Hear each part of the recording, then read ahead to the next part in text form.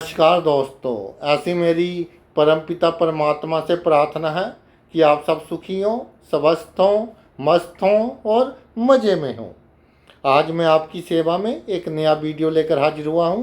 Video शुरू करने से पहले आपसे विनम्र विनती है कि अगर आपको मेरा ये वीडियो अच्छा लगे तो मेरा चैनल सब्सक्राइब कर देना और मेरा वीडियो लाइक व शेयर कर देना। चलिए आज के मुद्दे पर आते हैं। आज का जो हमारा मुद्दा है वो है D9 चार्ट, यानी कि आपकी नवमांश कुंडली। बहुत अधिक महत्व है। लगन के साथ नवमांश कुंडली अगर हम ना देखें तो जो हमारा भविष्य कथन है वो एक तरह से अधूरा माना जाएगा। तो ये जो कहते हैं कि जी ये जो नवमांश कुंडली है वो सप्तम भाव को एलोबरेट किया है, उसको वो एक बढ़ाया हुआ है। तो देखिए सप्तम भाव क्या है। ये आपका सप्तम भाव है और सप्तम भाव आपका दसम से दसम है। सप्तम भाव आपका चौथे से चौथा है।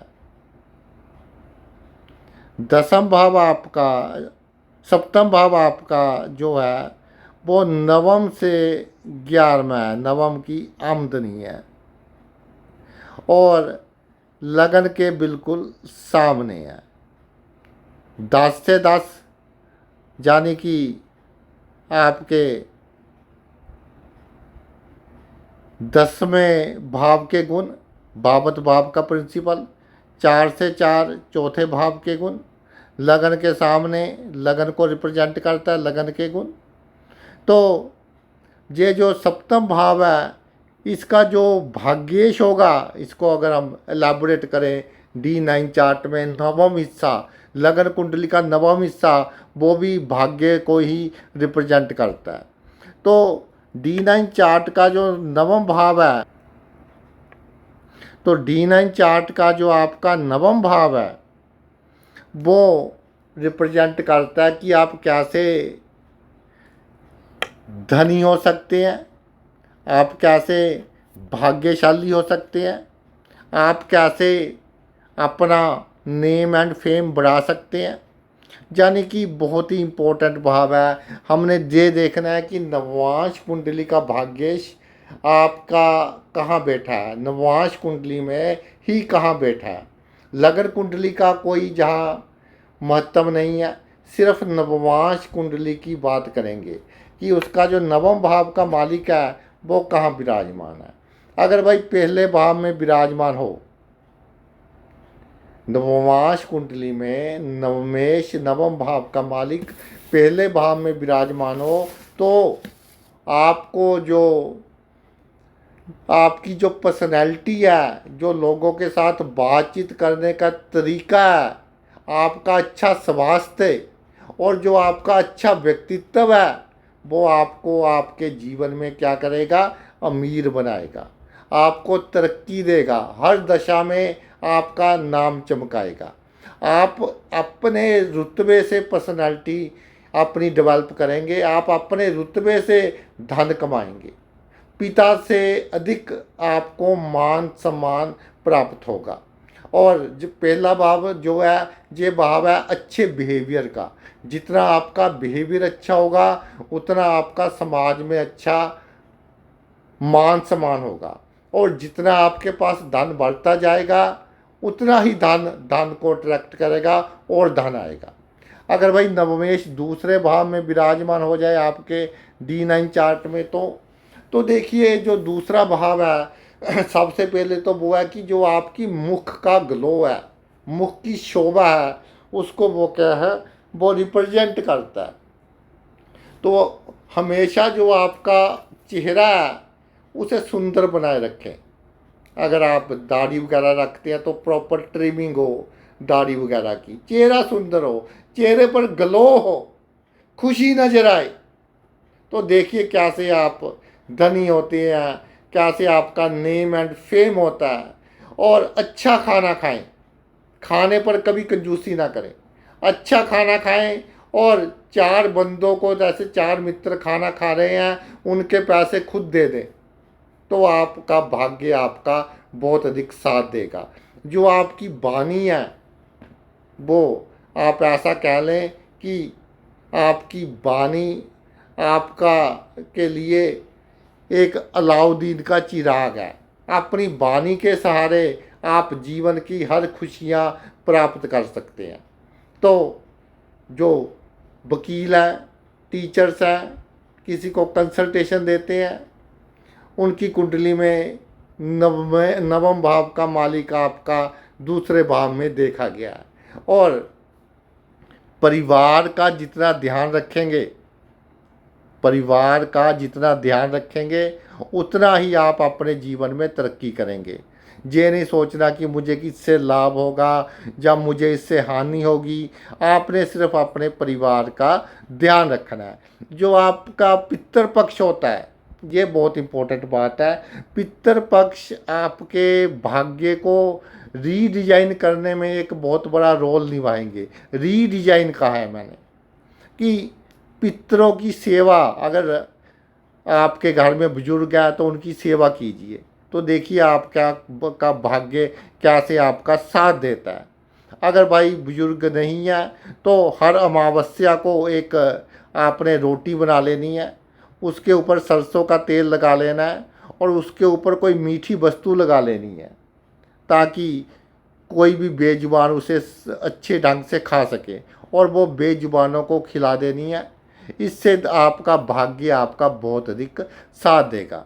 और एक बात मैं कहना चाहता हूँ कि अब आपको जो लोगों के साथ, रिश्तेदारों के साथ व्यवहार करना है, आपको पता है कि ये रिश्तेदार मेरे साथ छल कर रहा है, कपट कर रहा है, लेकिन आपने उसके साथ भी अच्छा व्यवहार करना है।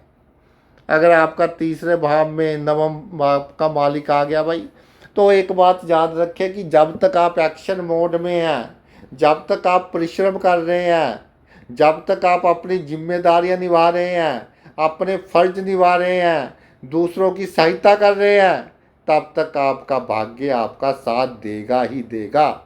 और भाग्य साथ दे रहा या नहीं दे रहा, इसका चिन्ह ये होगा कि जब आपके घर में चोरी हो गई तो समझ ले उस दिन से आपका भाग्य आपका साथ देना कम कर देगा।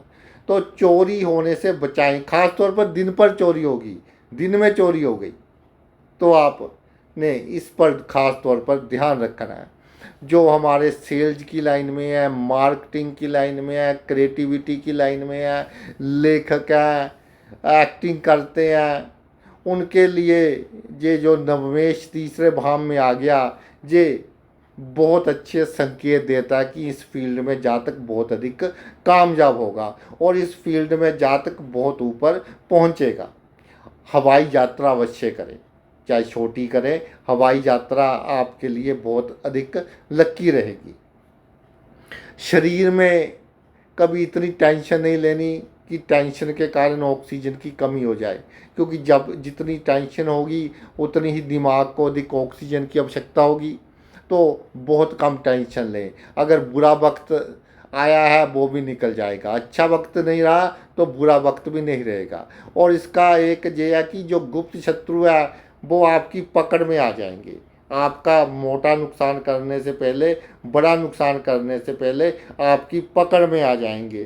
तो गुप्त शत्रु भी आपका भाग्य चमकाने में आपकी हेल्प करेंगे। उनकी जो गतिविधियां हैं वो भी आपका भाग्य चमकाने में आपकी हेल्प करेंगी। अब अगर चौथे भाव में आ गया आपका जी भाग्येश, तो आपकी हर कामना की पूर्ति होगी। जो जो आपने सोच लिया समझ लो वो आपकी कामना पूरी होगी ही होगी। आपको हार्ट अटैक से बचाएगा, हार्ट की बीमारियों से बचाएगा और पहले ही आपको संकेत मिल जाएंगे कि भाई आपको कोई हार्ट की बीमारी आने वाली है। जब नवम भाव का मालिक चौथे भाव में विराजमान हो तो इन्वेस्ट कीजिए आप भूमि में, इन्वेस्ट कीजिए आप जो खेती है, खेती से उगने वाली जैसे ऑर्गेनिक फार्मिंग होगी, फार्मिंग में इन्वेस्ट कीजिए। इन्वेस्ट कीजिए आप इस तरह की फूड आइटम्स में जिसमें पर कम से कम स्प्रे हो, जिसको ऑर्गेनिक फूड आइटम्स बोलते हैं, उस पर आप कंसंट्रेट कीजिए। और जब भाग्य भाव का मालिक ही चौथे भाव में विराजमान हो जाए तो निसंदेह भूमि से आपको बहुत अधिक लाभ होगा, कंस्ट्रक्शन के काम से बहुत अधिक लाभ होगा। आपका प्रॉपर्टी जो डीलर होते हैं, जो कमीशन लेकर एक दूसरे को घर दिलवाते हैं, उससे आपको बहुत अधिक लाभ होगा। और आपको छल कपट करना आ जाएगा, आपके सरकमस्टांस ही ऐसे हो जाएंगे कि आपको आपके जीवन में छल कपट करना आ जाएगा, और छल कपट के कारण ही आपका भाग्य आपका साथ देगा। जितना साम दाम दंड भेद छल कपट आपके पास होगा, उतना ही आपका भाग्य आपका साथ देगा। और अपनी माता जी का आशीर्वाद लेते रहे और माता जी की उम्र की स्त्रियों का आशीर्वाद लेते रहे, तो आप अपने जीवन में दिन दुगनी रात चौगुनी तरक्की करते रहेंगे। अगर आपका भाग्यश भाई पंचम भाव में विराजमान हो जाए तो ये एक बहुत ही अच्छा योग है। जीवन में अचानक ही होगा जो भी होगा, लेकिन अच्छा काम होगा या बुरा काम होगा इसका आभास आपको पहले ही हो जाएगा। किसी से आपने बहसबाजी की तो जीत आपकी पक्की है। बहसबाजी में आपको कोई नहीं हरा सकता। इंटेस्टाइन का आपको ध्यान रखना है, उसमें सोजिश वगैरह का आपने ध्यान रखना है। संतान के जन्म के बाद आपकी तरक्की होनी निश्चित है। और प्रेम संबंध में अगर ना पड़े, प्रेम संबंध में पड़ेंगे तो पहले आपको लगेगा कि मेरा भाग्य चमक रहा है, लेकिन एकदम सारे का सारा माजरा उल्टा हो जाएगा। 5-9 का मामला है ये। और आपको जैसे इंश्योरेंस अवश्य करवाना है, इंश्योरेंस से आपको लाभ होगा। नम्रता रखनी है, जितनी नम्रता रखेंगे उतना आप अपने जीवन में तरक्की करेंगे। नवम भाव का मालिक भाई छठे भाव में विराजमान हो जाए तो नौकरी के लिए बहुत अच्छा है। जो नौकरी करते हैं उनको प्रमोशंस मिलता रहेगा। ये पॉलिटिक्स के लिए बहुत अच्छा है। जो पॉलिटिक्स करते हैं वो उनके जो आका है, जो बॉस है, उनका बस बटरिंग करते रहे, चमचागिरी करते रहे तो बहुत अधिक लाभ होगा। दूसरी जाति के लोग आपका भाग्य चमकाने में आपकी सहायता करेंगे। थोड़ा लोन ले लेना चाहिए आपको, थोड़ा लोन ले ले, अधिक ना लें, थोड़ा लोन लें तो वो आपका जो बिजनेस है उसमें लगाएं तो आपका बिजनेस वगैरह बहुत बढ़ेगा। और 4 बंदों के बीच आपका अपमान नहीं होने देगा, ये बहुत बड़ी बात है। जा आपसे कोई जाने जाने लीगल काम हो जाए उससे ये आपका क्या है, बचाव करेगा। और विपरीत राजयोग का निर्माण करता है ये, विपरीत राजयोग का निर्माण करता है जब भाग्य भाव का मालिक छठे भाव में विराजमान हो जाए। यानी जीवन में थोड़ा संघर्ष तो देता है, लेकिन संघर्ष के बाद आपको बहुत बड़ी तरक्की देता है ये। और आपके दुश्मन आपकी तरक्की में आज सहायक होंगे। आपके दुश्मनों के द्वारा किया गया जो एक्टिविटीज़ है, उनके कारनामे आपके लिए बहुत फ्रूटफुल साबित होंगे। उनके कारण आप बहुत अधिक तरक्की करेंगे। अगर भाई आपका नवम भाव का मालिक सप्तम भाव में आ गया तो शादी के बाद धीरे धीरे पैसे आपके पास बढ़ने लगेंगे। शादी के बाद धीरे धीरे समाज में आपकी मान प्रतिष्ठा बढ़ने लगेगी। अगर ये अशुभ हुआ तो थोड़ी प्रॉब्लम क्रिएट कर सकता है, अदरवाइज ये शादी के बाद आपका भाग्य उदय करता है। जो जिसके साथ आपकी शादी हुई है तो ये पूर्ण रूप से प्रारब्ध है, यानी उसी के साथ होनी थी। आपको भी विश्वास ही नहीं होगा कि कैसे मेरी लाइफ में ये आया या आई और इसके साथ मेरी शादी हो गई। तो और पूर्व जन्म का भाग्य उसका भी जो आपका लाइफ पार्टनर है आपके साथ शादी के बाद उदय होगा, तो आप दोनों को ही लाभ होगा। और अपनी बहन को जितना देंगे उतना आपका भाग्य आपका साथ देगा। इसमें एक बात का आपने और ध्यान रखना है, और कि कोर्ट कचहरी के चक्कर में जब आप पड़ गए तो उस दिन से आप ये समझ लें कि आपका भाग्य आपसे नाराज हो गया। अगर किसी दूसरे ने किया है तो जीत आपकी पक्की होगी। आपने किसी पर कोर्ट केस वगैरह बिल्कुल नहीं करना। नवम भाव का मालिक अगर नववांश कुंडली में अष्टम भाव में विराजमान हो जाए तो भाई बहुत ही खूबसूरत जॉब। इसे भी कहते हैं कि स्ट्रगल के बाद मिली हुई success. Success after struggle is very sweet. Triple S हो गया, स्ट्रगल सक्सेस स्वीट। तो स्ट्रगल के बाद आपको सक्सेस मिलेगी और गुप्त संबंधों के कारण आप जीवन में तरक्की करेंगे। बड़े बड़े लोगों के साथ आपके गुप्त संबंध होंगे जिसके कारण आप क्या है तरक्की करेंगे। जब आपका नवम भाव में हो, अष्टम भाव में हो नवमेश, तो जो आपका भाग्य है वो आपका जो काम करने का ढंग है वो दूसरों से अलग होना चाहिए। आपकी जो घर में परंपराएं चल रही है उसको तोड़िए, उससे निकलिए, नई परंपराओं के साथ आप आगे बढ़िए। तो देखिए आपका भाग्य कैसे साथ देता है। गूढ़ विद्याओं में जातक को रुचि होती है। जितना आप ज्योतिष में के अनुसार काम करेंगे, न्यूमरोलॉजी के अनुसार काम करेंगे, उतना ही आप अपने जीवन में क्या है तरक्की हासिल करेंगे। और इससे क्या है कि ससुराल पक्ष के रिश्तेदार भी आपका भाग्य चमकाने में आपकी सहायता करेंगे। जीवन के किसी ना किसी मोड़ पर वो भी आपकी मदद करेंगे। अगर अपने ही भाव में आ जाए नवम भाव का मालिक तो ये कहता है कि भाई धर्म कर्म अधिक नहीं करना।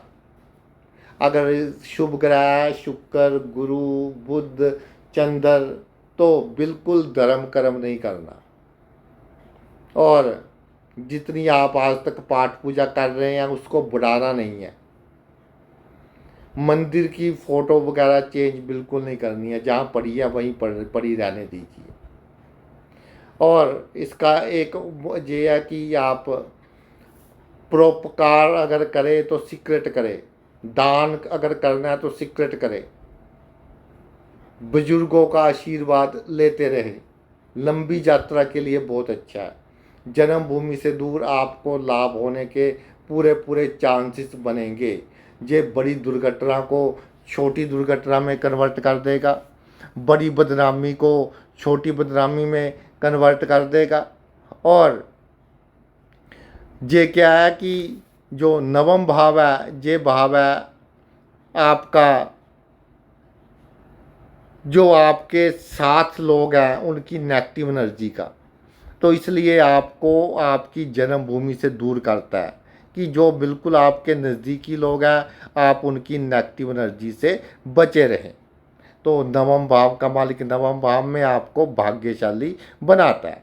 अगर सूर्य हो मंगल हो शनि हो तो कहना ही क्या, ये देगा छप्पड़ फाड़ कर देगा और रातों रात आपकी तकदीर चेंज कर देगा, रातों रात आपका भाग्य चेंज कर देगा।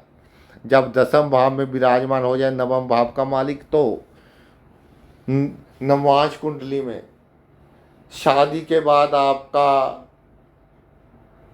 जो समाज में एक रुतबा है वो रुतबा बढ़ेगा।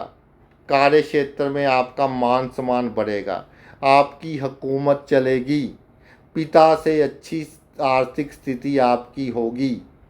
और ये आपको होशियारी चालाकी करना सब कुछ सिखा देगा कि आपने कैसे अपने आप को शक्तिशाली बनाना है, कैसे अपने आप को धनी बनाना है, कैसे आपने अपने आप को बुद्धिमान बनाना है, किस तरह से काम करने हैं कि सांप भी मर जाए लाठी भी ना टूटे। और आपको बड़े बड़े पॉलिटिकल लोगों के साथ बड़े बड़े सरकारी लोगों के साथ आपके संपर्क बनाएगा। आप इन लोगों की मदद से अपने काम भी निकलवाएंगे और आपके जो आसपास के लोग हैं उनके काम भी आप निकलवाएंगे। प्रमोशंस आपकी होती रहेंगी, उसमें कोई प्रॉब्लम बिल्कुल नहीं आएगी। आपका मकान भी अच्छे समय पर बन जाएगा, उसमें भी कोई आपको प्रॉब्लम नहीं आएगी। अगर भाई आपका नवम भाव का मालिक 11वें भाव में विराजमान हो जाए तो धीरे धीरे आपकी जैसे जैसे उम्र बढ़ती जाएगी वैसे वैसे भाई आपकी आमदनी भी क्या है वो बढ़ती जाएगी। जीवन में बहुत शुभ अवसरों की प्राप्ति होगी। आपने क्या करना है, सिर्फ उन शुभ अवसरों को ग्रैब करना है। आपको किस्मत ऊंचाइयों पर पहुंचने के लिए सीढ़ी लगा देगी। चढ़ना आपको है, मेहनत आपको करनी है, मौके बहुत मिलेंगे पूरी ऊंचाई तक पहुंचने के लिए। अगर थोड़ा सा आपने रिस्क ले लिया तो वो आप कर पाएंगे जो आपने नहीं कभी सोचा था, आपके रिश्तेदारों ने कभी नहीं सोचा था, आपके परिवार के सदस्यों ने कभी नहीं सोचा था। और ये जो भाव है, ये है कि जो भी आपको आवश्यकता होगी उसकी पूर्ति अपने आप होती रहेगी। किसी भी चीज़ आपको लगे कि मुझे ये चीज़ चाहिए पहनने के लिए, ये चीज़ चाहिए खाने के लिए, ईश्वर खुद किसी न किसी को भेजेंगे आपकी मनोकामना को पूरा करने के लिए। आपके मित्र आपके लिए वरदान है। आपका सोशल सर्कल जितना बड़ा होगा उतनी अधिक आप तरक्की करेंगे, लेकिन उसमें से आप ये देखना कि कोई गुप्त शत्रु ना हो। आगे आ जी, नवम भाव का मालिक 12वें भाव में। नवम भाव का मालिक जब 12वें भाव में विराजमान हो जाए तो ये भी ये इंडिकेट करता है कि जो आपके रिश्तेदार हैं, जो आपके आसपास के लोग हैं, उनकी नेगेटिव एनर्जी कहीं ना कहीं आपको इम्पैक्ट कर रही है। तो इसलिए आपको जन्मभूमि से दूर लेकर जाता है जी। अगर आप जन्मभूमि से दूर काम कर रहे हैं तो बहुत अच्छी पोजीशन है। और जातक सब कुछ पा लेता है, सभी सुख भोग लेता है, शैया सुख भी भोग लेता है, उसके बाद जातक का ध्यान अच्छे कामों पर जाता है। और नवमेश जब 12वें भाव में हो, इस तरह की परिस्थितियाँ बनती हैं कि आखिरी उम्र में जातक के हाथों से इतने अच्छे काम हो जाते हैं, इतने अच्छे काम हो जाते हैं कि उसको अच्छी गति प्राप्त होती है, मोक्ष की प्राप्ति होती है। मोक्ष नहीं तो अगला जन्म जातक को बहुत अच्छा प्राप्त होता है। ऐसा भी कहा गया कि D9 चार्ट में नवमेश 12वें भाव में विराजमान हो तो जातक स्वर्ग से आकर जातक स्वर्ग में जाता है। आपने अगर दान करना है तो हॉस्पिटल में कीजिए और कहीं नहीं करना। धार्मिक संस्था में कम से कम दान कीजिए।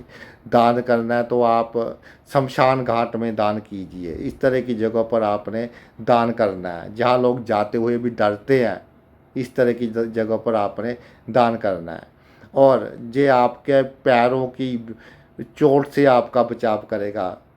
फिर भी आपको जो गीला फर्श हो तो धीरे धीरे चलना चाहिए। ये आपका दुर्घटनाओं से बचाव करेगा। घर में जितनी चहल पहल का माहौल होगा उतनी अधिक क्या है कि आप तरक्की करेंगे। कोई आपके घर में आ जाए तो उसको चाय पानी पिलाकर ही विदा करना, इससे आपको बहुत अधिक लाभ होगा। उसकी पॉजिटिव एनर्जी से वो कहते हैं कि पता नहीं हम किसकी किस्मत का खाते हैं। तो जब नवम भाव का मालिक 12वें भाव में हो, हम दूसरों की किस्मत का ही खाते हैं अधिक। तो जितने हमारे घर में लोग आए सभी का आदर मान सम्मान करें और उनको अच्छा सा, अगर कोई गरीब बंदा है, जैसे कोई सफाई कर्मचारी और है, उसको कोई ना कोई गिफ्ट दे दे, चाहे पैसे दे दें उसको, और दिल से वो आपको दुआएं दे। जब दिल से आपको दुआएं देगा तो ये बहुत ही अच्छा आपके लिए एक योग है। नेत्रों अपने का ध्यान रखें, आँखों का ध्यान रखें। कोई छोटी सी छोटी वस्तु आपकी आँखों में पड़ जाए तो उसको आपने इग्नोर नहीं करना है। और ये जो शैया सुख का भाव है तो शैया सुख के चक्कर में 50-52 साल के बाद बिल्कुल इसको कम कर दें। बेडरूम लाइफ को बिल्कुल 50-52 साल की उम्र के बाद कम कर दें, नहीं तो ये आपके शरीर पर नेगेटिव इम्पैक्ट डाल सकती है। नेगेटिव एनर्जी आपके शरीर पर ये क्या है डाल सकती है। 12वां भाव अगर आप फॉरेन में सेट है, अब्रोड सेट है, वहाँ की पॉलिटिक्स में एक्टिव हो, वहाँ आपको बहुत अधिक लाभ होगा। तो भाई ये तो मेरा वीडियो था कि कैसे D9 चार्ट नववांश कुंडली से आप जान सकते हैं कि आप कितने भाग्यशाली हैं, कितने कैसे आप धनी होंगे और कैसे आप भाग्यशाली और होंगे। तो आपने अपना इतना कीमती समय निकाल कर मेरा ये वीडियो देखा, मैं तहे दिल से आपका आभारी हूँ। Thanks a lot.